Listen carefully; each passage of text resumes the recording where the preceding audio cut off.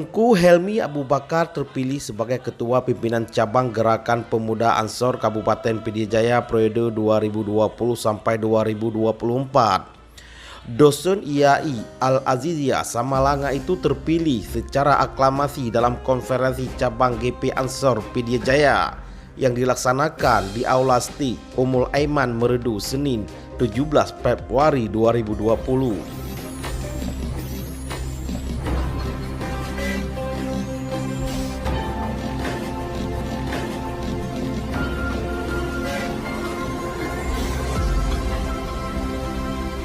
Tidak ada dalam sejarahnya, karena tidak ada dalam catatan sejarah kita Banser membubarkan pengajian.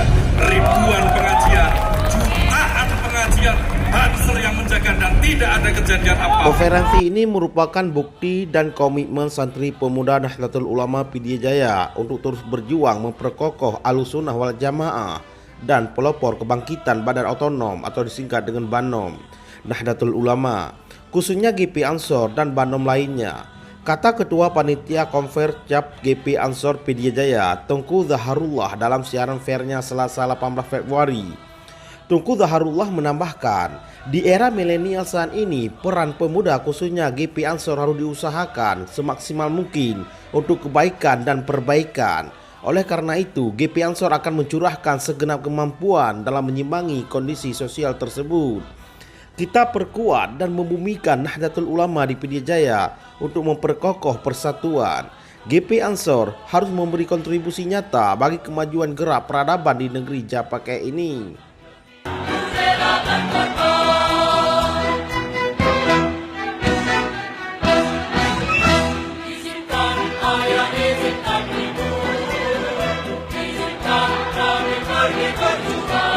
Berbagi info, kita selaku Nahliyin terlebih seorang Banser harus ikut berserta dalam menangkal virus-virus radikalisme yang mana pada masa ini sudah tak terelakkan penyebaran di kalangan masyarakat, khususnya kalangan awam yang mudah terbawa arus dan mudah tergiring hoak, kata Zaharullah.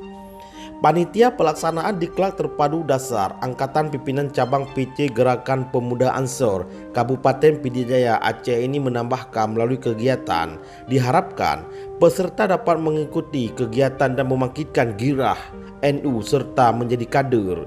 Sementara itu, Tengku Ikhwani Daud Syah selaku Ketua Pengurus Cabang Nahdlatul Ulama Pidijaya sangat bangga atas kerjasama semua pihak atas selenggaranya DTD.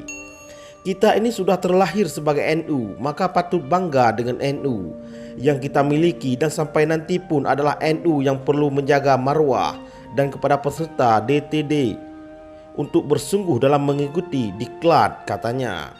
Sementara Sekretaris Pimpinan Wilayah GP Ansor Aceh Azwar Agani mengatakan akan memperketat proses pengkaderan di setiap cabang dan jenjang perkaderan.